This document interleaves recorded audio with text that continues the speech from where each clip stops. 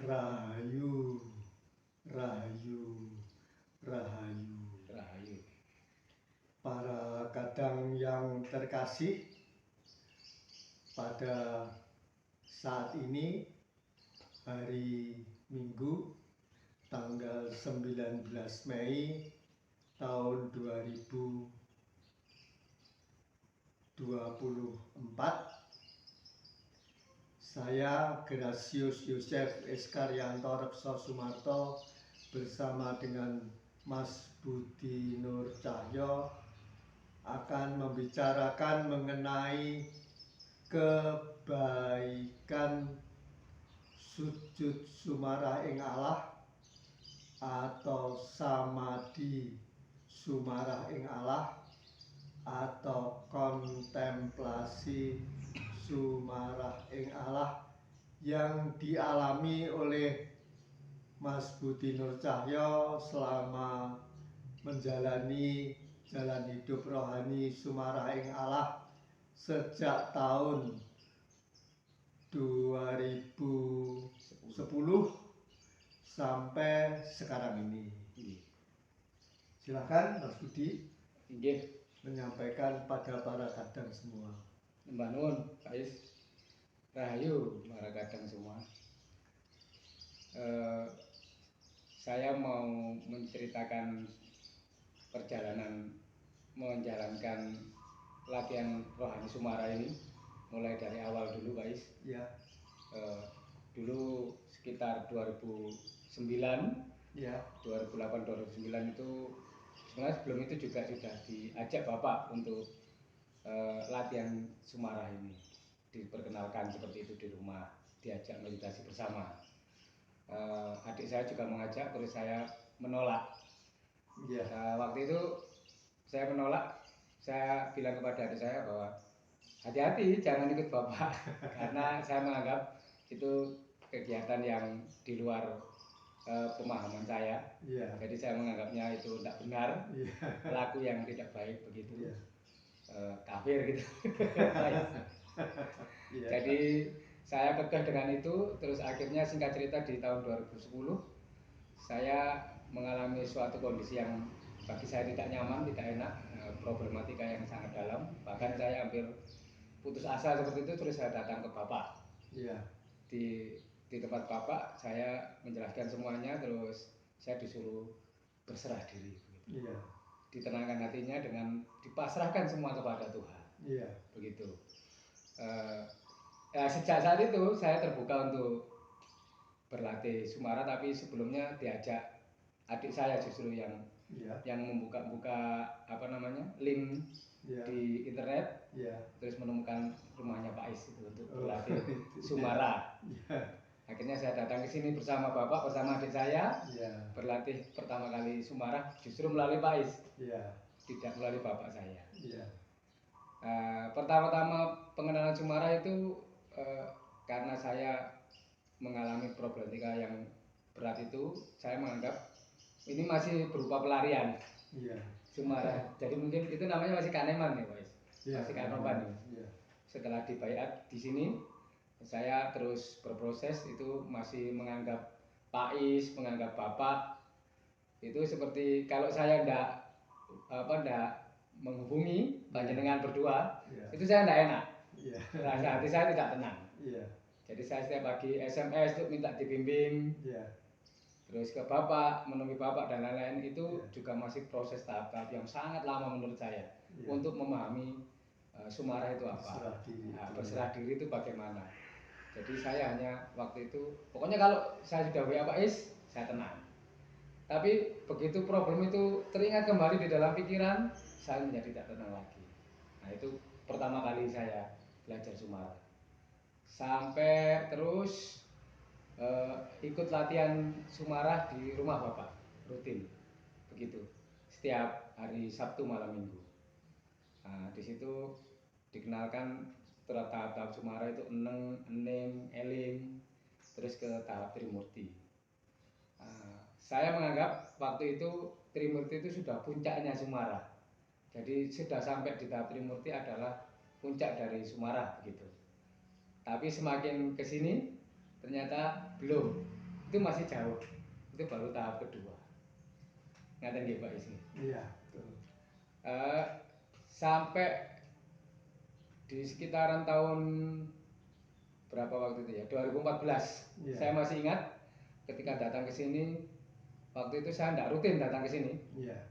Hanya ketika saya perlu saya datang, ketika tidak perlu saya tidak datang. Jadi saya sumarahnya masih belum bisa untuk mencapai ke tingkat berikutnya.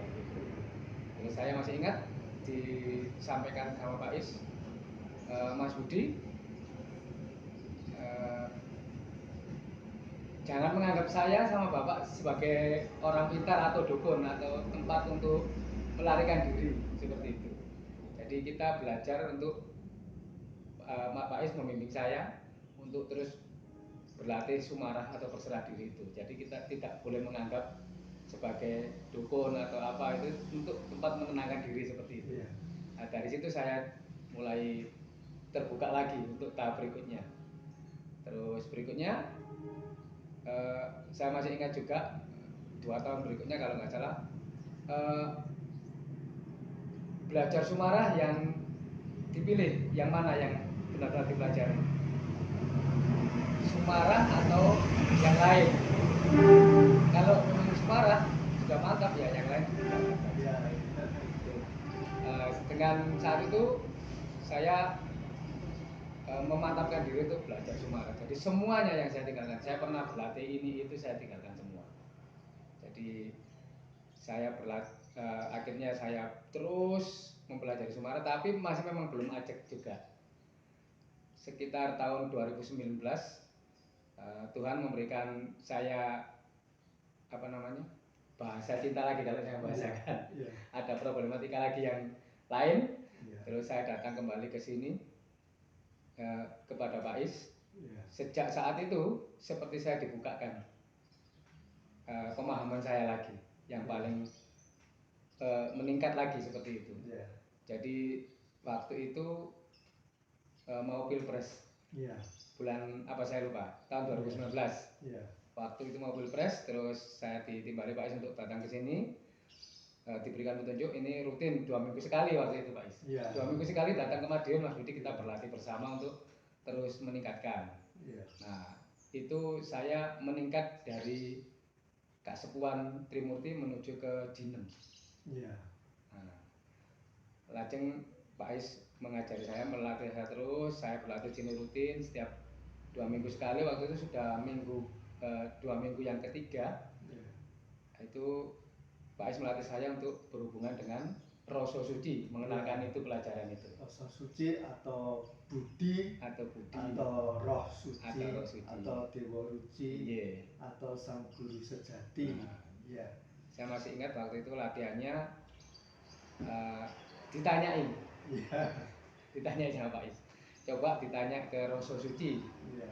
Siapakah yang menjadi presiden yang terpilih menjadi presiden tahun 2019 ini. Ya. Waktu itu hati saya, pilihan saya bukan yang terpilih, ya. Tapi yang lain, ya. Calon lawannya. Ya. Nah kalau saya pakai logika pasti saya akan memilih yang satunya. Ya. Tapi Pak Is mengajarkan saya jangan pakai logika. Ya. Yang ada di dalam dirimu itu dikasih petunjuk apa, ya. Suaranya apa ya itu disampaikan, diperhatikan, kan seperti itu. Ya. Akhirnya puji Tuhan tersampaikan yang terpilih adalah Bapak Jokowi. Saya mencapai seperti itu. Waktu itu nggih, terus ya Pak Is. Nah, sejak saat itu peningkatan latihan sumarah saya berbeda dari 10 tahun perjalanan 10 tahun itu. Oh ternyata ini sumarah. Tingkatannya bisa lebih tinggi dari ini. Dari Trimurti, yeah. Terus menuju Jinem, yeah. Saya benar-benar melatih untuk tidak khawatir, tidak takut. Oh ternyata ini, yeah. Mulainya ternyata sumarah itu. Jadi yang 10 tahun yang lalu saya masih bayang-bayang kekhawatiran, ketakutan. Oh ini pelepasan ini, kekhawatiran, ketakutan sudah mulai belajar untuk terkikis, untuk selesai seperti itu. Nah sejak itu meningkat lagi. Terus saya akhirnya Mas Budi 1 bulan, setiap 1 bulan sekali latihan rutin di sini, tidak 2 minggu lagi. Jadi akhirnya sampai dengan sekarang, puji Tuhan 1 bulan sekali saya rutin belajar di sini sesuai dengan petunjuk Pak Is waktu itu. Harus disiplin. Disiplin untuk berlatih itu bagian dari latihan Sumara itu sendiri. Iya, betul. Nah, ditarik garis ke belakang sampai ke sini, manusia memang harus berproses untuk menemukan itu, atau itu diberikan petunjuk Tuhan atau dikehendaki Tuhan untuk berlatih itu. Melalui apa yang dialami pertama kali, sampai dengan terakhir sampai dengan Jinem, sampai ke Junun, itu ada proses-prosesnya, tidak ujuk-ujuk, tidak ini, tidak itu. Jadi semua tergantung panduan dari Tuhan kepada manusianya sendiri. Jadi saya menemukan jalan kedamaian itu di sini.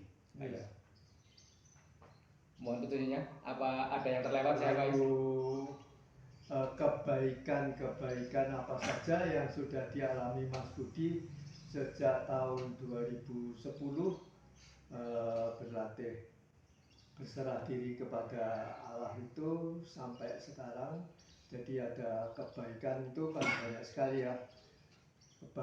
Kebaikan mengenai tingkat ego sendiri, kebaikan mengenai iman atau percaya kepada Tuhan, mempercayakan diri kepada Tuhan, mempercayakan seluruh kehidupan kepada Tuhan. Terus kebaikan mengenai apakah dengan berlatih ini saya merasa jiwa saya dibersihkan sedikit demi sedikit dari kesalahan-kesalahan atau dosa-dosa yang lalu. Coba 3 ini saja dulu Mas Budi. Jadi kalau ego tadi, kalau dulu ego di pertama kali sebelum latihan Sumara sampai dengan 10 tahun itu, ego saya terkikis sedikit demi sedikit. Gitu. Jadi jalan itu ternyata untuk mengikis ego ini sedikit demi sedikit saya diberi latihan terus, diberi situasi ekonomi, situasi apapun itu. Tapi Tuhan tetap menjaga dan mencukupi kebutuhan.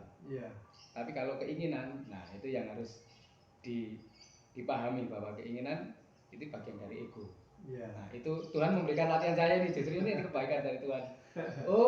Kalau saya dulu masih ego, ini ngapain Tuhan kok ngasih saya seperti ini? Saya sudah beribadah, saya sudah ini. Ternyata ini adalah bagian dari kasih sayang Tuhan juga. Memberikan saya ini, justru ego saya mulai terkikis sedikit demi sedikit. Kemudian saya mengenal keajaiban-keajaiban Tuhan itu yang tiba-tiba kecil-kecil. Itu keajaiban. Saya menyebutnya keajaiban, bahwa membutuhkan sesuatu tiba-tiba ada. Nah, itu. Ternyata memang kita tidak punya apa-apa, tidak mampu apa-apa, tidak kuat apa-apa, hanya pasrah pada Tuhan saja. Itu Tuhan sudah memang, itu anumu gitu. Kamu memang pantas mendapatkan itu. Bahkan saya yang tidak menduga-duga, ternyata ada. Betul. Lalu yang ketiga tadi apa Pak Is? Jiwa dibersihkan dari dosa-dosa yang sudah diperbuatnya di masa-masa yang lalu. Itu ya berkait dengan 10 tahun yang kebelakang itu jiwa saya dibersihkan sedikit demi sedikit dari semua dosa-dosa atau saya di masa lalu itu. Terus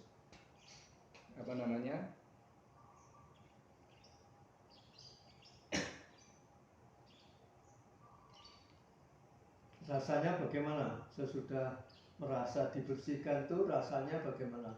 Apa ringan, apa terang, apa jelas mengenai kehidupan yang akan datang? Waktu itu tahun 2014 kalau nggak salah Pak Is mengajak saya sujud. Di situ saya merasakan, Pak Is merasakan katanya ini dingin sekali seperti itu.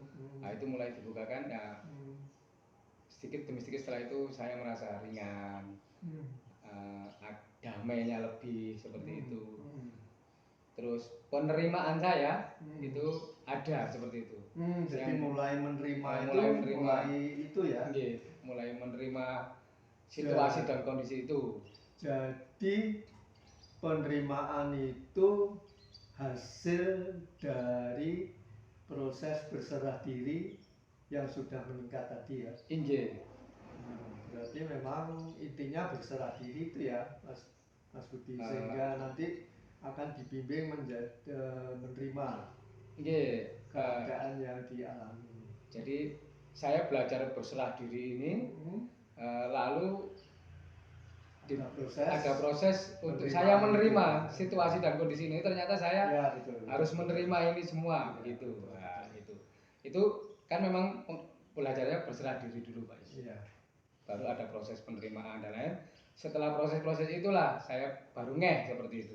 Jadi itu perasaan jiwa itu mulai dibersihkan sedikit demi sedikit oleh Tuhan sehingga bisa menerima dan sebagainya itu. Kemudian sekarang menyangkut kebaikan yang berikutnya.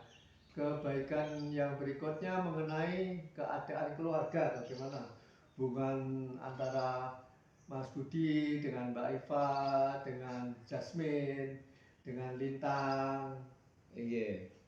Jadi kalau dulu dan ketika itu si Kinar belum lahir ya. Belum.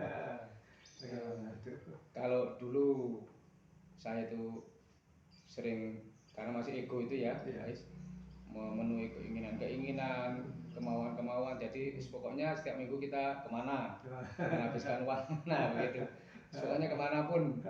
Jadi itu seperti dorongan ego yang tinggi. Setelah belajar Sumara, mengalami perjalanan ini, istri saya lebih bisa menerima juga situasi dan kondisinya. Itu sampai kartu kredit Mas Budi banyak. Ya, itu yang dulu itu. Tapi sesudah sampai ke situ, secara periodik kartu-kartu kredit itu sudah hilang sampai sekarang. Jadi ceritanya itu saya justru 2012 ya Tuhan, saya bebaskan saya dari ini semua. Terus supaya saya bisa tenang berspiritual gitu, berlatih berjalan.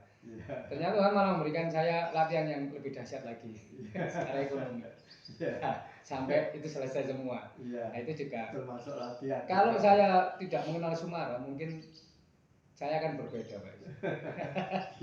Karena saya ada puji Tuhan, alhamdulillah ada dilatih Sumara itu untuk berserah diri pada Tuhan. Saya kembalikan kepada Tuhan semua. Tuhan sendiri yang menyusun garis ini sampai ke sini. Sampai selesai semua seperti itu. Nah, bukan karena saya sendiri, tapi itu semua ya Tuhan sendiri yang menyelesaikan seperti itu melalui apapun.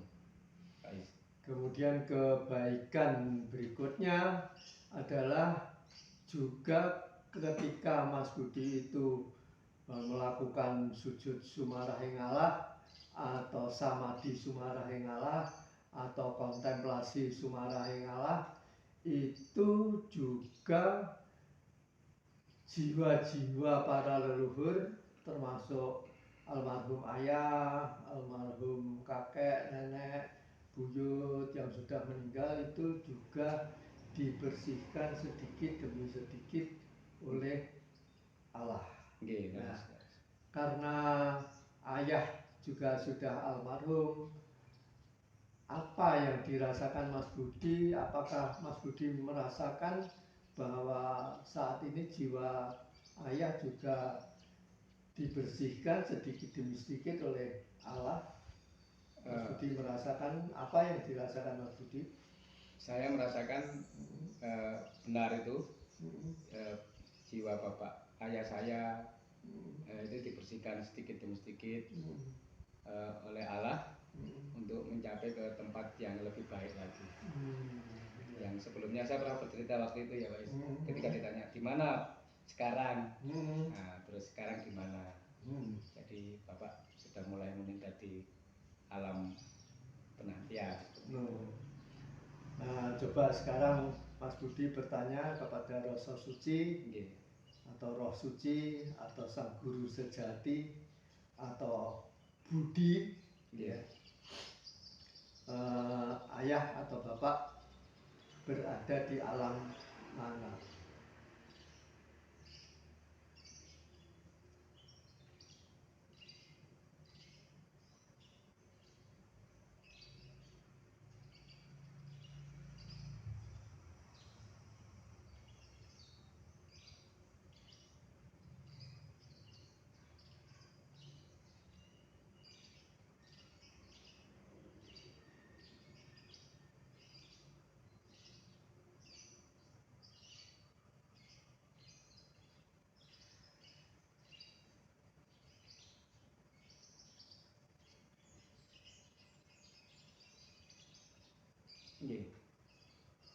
Bagaimana? Di alam penantian. Di alam penantian. Di alam yang tenang atau kurang tenang atau tidak tenang.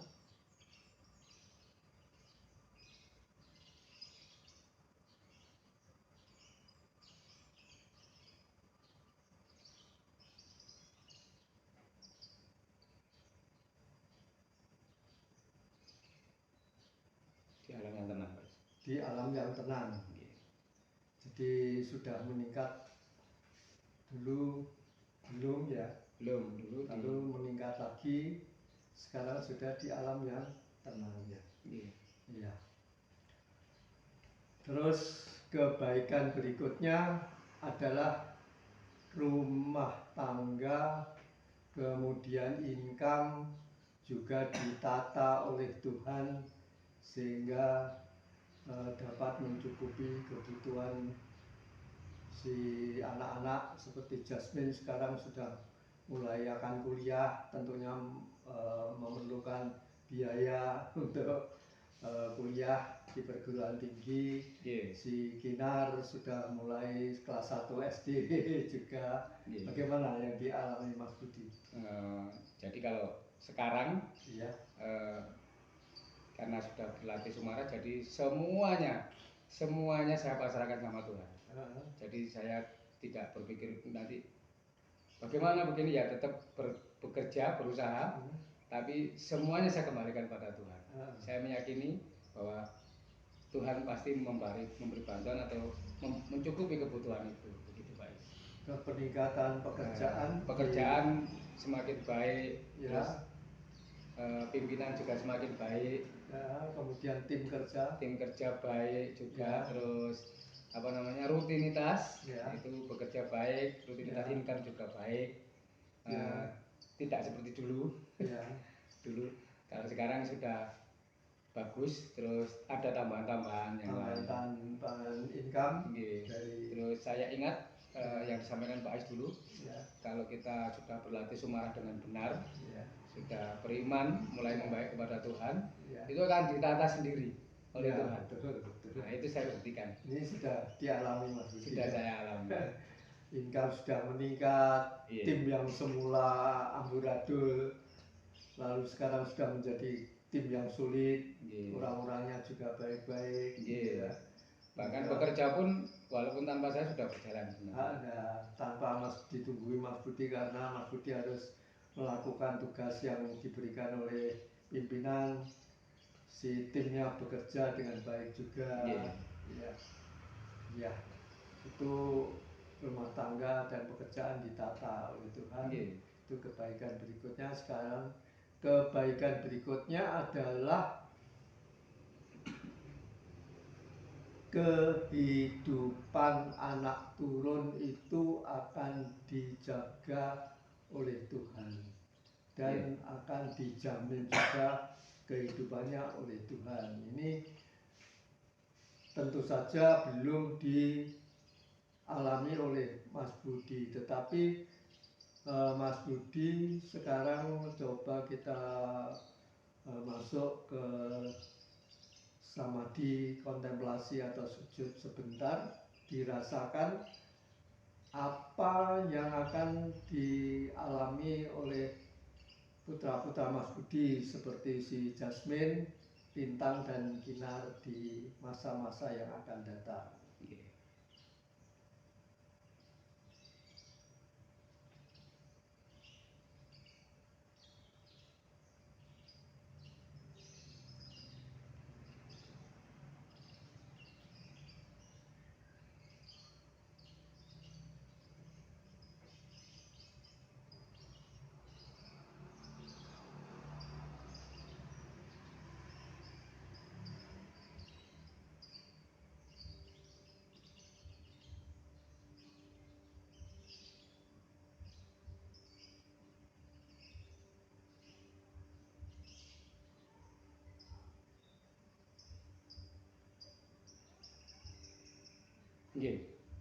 Bagaimana? Petunjuknya mereka akan mencapai cita-citanya itu. Iya. Kalau Yasmin ini kan sekarang maunya ke psikologi. Iya. Jadi petunjuknya ini bisa akan datang menjadi psikiater seperti itu. Kalau si Intan, pengusaha. Kalau Kinar seniman. Terus kehidupan mereka di kelak kemudian hari bagaimana? Sejahtera, Mas. Ya, sejahtera. Ya, amin, amin, amin. Segala puji syukur kita lambungkan ke hadirat Allah. Rahayu semuanya, seluruh keluarga Mas Budi sampai ke keturunan-keturunan yang akan datang. Rahayu semuanya. Rahayu. Demikian para kadang yang terkasih, sharing ungkapan pengalaman Mas Budi yang dialami sejak menjalani jalan hidup rohani Sumaraing Allah mulai tahun 2010 sampai sekarang ini, pada hari ini, hari Minggu tanggal 19 Mei tahun 2024. Semoga ada gunanya bagi para kadang semua yang terkasih. Semoga para kadang semua yang terkasih dengan seluruh keluarga selalu dilindungi oleh Tuhan, selalu mendapatkan limpahan rezeki yang terus-menerus oleh Tuhan, dan selalu diberi kesehatan setiap harinya oleh Tuhan. Rahayu semuanya, rahayu, rahayu, rahayu.